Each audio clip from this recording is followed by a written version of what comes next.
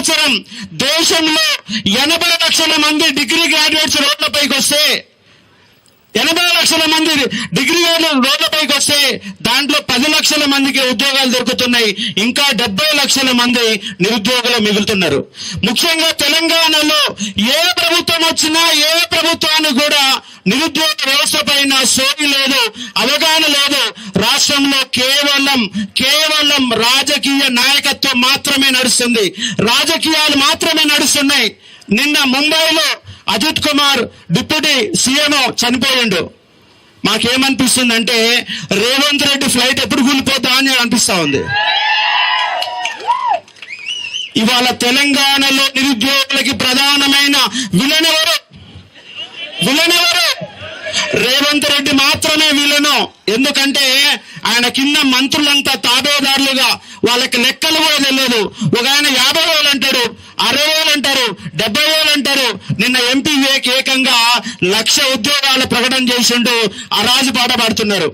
నిన్న పిసిసి అధ్యక్షుడు ఏమంటున్నంటే మేము సంవత్సరంలోకి ఇస్తాంలే, 5 ఏళ్లలో ఇస్తామని చెప్తున్నాడు. మరి 5 ఏళ్ళైనా గుర్తుంది, ఆల్రెడీ 2 ఏళ్ళు అయిపోయింది, ఇప్పటి వరకు ఒక నోటిఫికేషన్ రాలే. మరి ఇప్పుడు నిరుద్యోగులు అంతా ఇక్కడ ఉన్నారు, రోజు మెసేజ్లు పెడుతున్నారు, వాట్సాప్ లో కనబడుతున్నారు, అందరు ఉన్నారు. మరి ఈ ఉద్యోగాలు రావాలంటే ఏం చేయాలి చెప్పండి? మనం ఏం చేస్తే కాంగ్రెస్ గవర్నమెంట్ మనకు ఉద్యోగాలు ఇస్తుంది? ఏం చేయాలని చెప్పండి? మరి అందరూ కథ కట్టుకుంటే హుస్సేన్ సార్ దునుకుదామా? మనం దునకడం కాదు, 119 మంది ఎమ్మెల్యేలని ఆ హుస్సేన్ సాగర్ లో నిండా ముంచాల్సిందే. నిండా ముంచితే తప్ప మనకు న్యాయం జరిగే పరిస్థితి కనబడతలేదు. కానీ నిరుద్యోగులేమో ఫోన్లలో నిమగ్నం అయిపోతున్నారు, నిరుద్యోగులేమో సమాజాన్ని పట్టించుకోవడం లేదు. రీల్స్లలో ఉంటున్నారు, యూట్యూబ్లలో ఉంటున్నారు, కానీ సమాజాన్ని అర్థం చేసుకోవడం లేదు. డిగ్రీ పూర్తయిన తర్వాత మనం ఏం చేస్తున్నాం అంటే మనం ఏమీ చేయట్లేదు, మనముగానే ఉంటున్నాం, ఫోన్లలో మునిగిపోతున్నాం. సమాజాన్ని చదవండి, ఏటేడు కాలం చదవండి. తెలుగులో రగన్న యొక్క న్యూస్, మార్నింగ్ న్యూస్ ఖచ్చితంగా వినే ప్రయత్నం లేదు. ఎందుకంటే ప్రతిరోజు ఒక సమస్యని మన ముందు తీసుకొచ్చే ప్రయత్నం చేస్తున్నాడు. జాతీయ సీజన్ బీసీ ఉద్యమాల కోసం కొట్లాడుతున్నాడు. పృథ్వీ అన్న పన్నులు 90 నుంచి కొట్లాడుతున్నాడు. 2001 నుంచి పృథ్వీ అన్న విట్టలన్న చూస్తా ఉన్నాను. ప్రభాకర్ చౌదరి సార్ నేను ఇద్దరం కలిసి గత టిఆర్ఎస్ గవర్నమెంట్ లో నిగదించే ఒక ప్రయత్నం చేసినాం. ప్రసన్న హరికృష్ణ అన్న మొన్న దాదాపుగా దగ్గరలోకి గెలవడానికి దగ్గర దాకా వచ్చి పోయాడు. ఇవాళ సభ జరుగుతుందంటే అది ఆయన సభనే ఇవాళ. ఎందుకంటే మొత్తం ఈ యొక్క బాధ్యతలు మొత్తం కూడా తీసుకునేవారంటే ప్రసన్న హరికృష్ణ అన్ననే. ఆయన వెనక ఉంటాడు, కనపడాడు, కానీ వ్యవస్థను మొత్తం కూడా నడిపిస్తాడు. కాబట్టి అర్థం చేసుకోవచ్చు. ఇక్కడ నందేష్ గారు ఉన్నారు, అలాగే మన రఫీ సార్ ఉన్నారు, గుజ్జ సత్యనారాయణ అందరు కూడా ఉన్నారు. కానీ వీళ్ళందరూ కూడా రాబోయే తరానికి నాయకత్వం వహించండి. ఇలాంటి మీటింగులే కాదు, ప్రతి మీటింగులలో మా నిరుద్యోగ సమస్య గురించి మీరు మాట్లాడాలా. మీ సమస్యలు మీకు ఉండొచ్చు, మీ బీసీ వాదం మీకు ఉండొచ్చు, మీ వేదికలు పంచుకోవచ్చు, కానీ నిరుద్యోగుల గురించి మాట్లాడాలా. ఎందుకంటే ఇది రాబోయే తరం మొత్తం నాశనం అయిపోతున్నది. నేనేమంటున్నానంటే కేవలం 2 లక్షల ఉద్యోగాలు ఇస్తే ఈ నిరుద్యోగ సమస్య పరిష్కారం కాదు. తెలంగాణ పబ్లిక్ సర్వీస్ కమిషన్ దగ్గర 31,56,000 మంది తెలంగాణ పబ్లిక్ సర్వీస్ దగ్గర పేరు నమోదు చేసుకున్న వాళ్ళు 31,56,000 మంది. దాంట్లో 2 లక్షల మందికి ఇస్తే ఇంకా 29 లక్షల మంది ఉన్నారు. ఉమ్మడి జిల్లాలలో 10 జిల్లాలలో ఖచ్చితంగా స్కిల్ డెవలప్మెంట్ ప్రోగ్రామ్ పెట్టాలా, వాళ్ళకి ఇంగ్లీష్ నేర్పించాలా. హైదరాబాద్ మొత్తం నాన్ లోకల్ కబ్జాలో ఉంది. ఆ కబ్జాలో ఉన్న ఉద్యోగాలను విడిపించాలంటే తెలంగాణ బిడ్డలందరూ కూడా స్కిల్స్ నేర్పిస్తే హైదరాబాద్ లో ఉన్న ప్రతి ఉద్యోగం మనకు దక్కడానికి అవకాశం ఉంది. మనలో లోపం ఉంది, ప్రభుత్వాల లోపం ఉంది. ఏ గవర్నమెంట్ వచ్చినా 75% ప్రైవేట్ రంగంలో స్థానిక ఉద్యోగాలు ఇస్తామని చెప్తున్నారు, కానీ ఏ ఒక్క గవర్నమెంట్ కూడా అమలు చేయడం లేదు. హామీలు మాత్రమే ఇస్తున్నారు. వీళ్ళు ఇయర్ క్యాలెండర్ ఇస్తామని చెప్పినారు, అలాగే మేనిఫెస్టో తయారు చేశారు, ఒక్కటి కూడా అమలు అయిందంటే ఇంతవరకు ఒక్కడు కూడా అమలు కాని ఒక పరిస్థితి. అమలు కావాలంటే ఏం చేయాలంటే ఒకటే మనకు శరణ్యం. రాష్ట్ర వ్యాప్తంగా ఎంతమంది విద్యార్థులు ఉన్నారో అంతమంది ఆమరణ నిరాహార దీక్షలు చేయడమా, లేదంటే రోడ్డు ఎక్కడమా.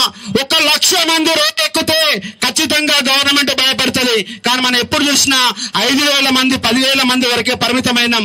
3,000 మంది తెలంగాణ పబ్లిక్ సర్వీస్ కి ముట్టడి చేస్తే టిఆర్ఎస్ గవర్నమెంట్ కూలిపోయినది. మరి ఈ గవర్నమెంట్ ని కూల్చాలనా, ప్రభుత్వ ఉద్యోగాలు ఇస్తారా ఇయ్యరా, మెడబట్టుకొని గొంతు పట్టుకొని వాళ్ళని చంపే ప్రయత్నం చేస్తేనే మనకు ఉద్యోగాలు వస్తాయి. ఇంకోటి ఏంటంటే పోలీసు భాషలకు నేను రిక్వెస్ట్ చేస్తా ఉన్నా, మీరు కూడా ఇక్కడికి వెళ్ళే విద్యార్థులకు వెళ్ళే వచ్చారు, కానీ మమ్మల్ని ఇబ్బంది పెడుతున్నారు. అడుగడుగున పోలీసు విద్యార్థుల కంటే పోలీసులే రోడ్ల మీద ఎక్కుంటున్నారు. ఈయన ప్రోగ్రాం మొదలు పెట్టగానే ముందుగా పోలీసులు ప్రత్యక్షం అవుతున్నారు. ఏసీపీ, డీసీపీ అలాగే సిపి లాంటి వాళ్ళు ప్రభుత్వానికి అనుకూలంగా వ్యవహరిస్తూ మా ఉద్యమాలను మొత్తం కూడా సర్వనాశనం చేస్తున్నారు. ఇవాళ ప్రభుత్వం ఎంత బాధ్యత వహిస్తుందో పోలీసులు అంతే బాధ్యత వహించాలా. ఎందుకంటే మీరు మాకు కోఆపరేట్ చేయడం లేదు. ఎందుకంటే మీ డ్యూటీ మీరు చేస్తున్న శాంతి భద్రత కరెక్ట్ కావచ్చు, కానీ మాకు అన్యాయం జరుగుతుంది మీ యొక్క డ్యూటీ కారణంగా. కాబట్టి మీరు చూసి చూడట్టు వ్యవహరించండి. ఎందుకంటే ఇక్కడ ప్రిపేర్ అయ్యే వాళ్ళు మీ తమ్ముళ్ళు ఉన్నారు, మీ పిల్లలు ఉన్నారు. మన గ్రూప్ 1 పేపర్ లీక్ అయితే చాలా మంది ఎస్ఐలకు ఉద్యోగాలు రాకుండా పోయినాయి, సిఐలకు ఉద్యోగాలు రాకుండా పోయినాయి. వాటి కోసం మేము కొట్లాడుతున్నాం. కాబట్టి పోలీస్ డిపార్ట్మెంట్ వాళ్ళు కానిస్టేబుల్ స్థాయి నుంచి ఎస్ఐ నుంచి ప్రతి ఒక్క పోలీసులు మా నిరుద్యోగులు సహకరిస్తే మేము ముందు పోవడానికి అవకాశం ఉందని చెప్పే ప్రయత్నం చేస్తా ఉన్నాను. వేదిక మీద ఇంకా చాలా మంది మన బ్రదర్స్ ఉన్నారు, మాట్లాడడానికి వాళ్ళకు కూడా అవకాశం ఉండాలి. కొందరు 2-3 విద్యార్థులు కూడా ఉన్నారు. కాబట్టి దయచేసి మన సమస్య కాబట్టి ఇంకో గంట సేపు వచ్చిన వాళ్ళందరికీ ఉపన్యాసాలు వినాలా. ఆకలైనా 6 గంటల వరకైనా ఓపిక ఉండాలా. మన సమస్య మీద మనం నిలబడకపోతే మన ఆదుకునేవాడు ఎవడుండడు, మన గురించి పట్టించుకునేవాడు ఎవడుండడు. కాబట్టి ఆ వేదిక మీద అందరినీ కూడా గౌరవించి ఖచ్చితంగా ఇంకొక 1 అవర్ వరకు మన ప్రోగ్రాం నడుస్తుంది. ఆ 1 అవర్ వరకు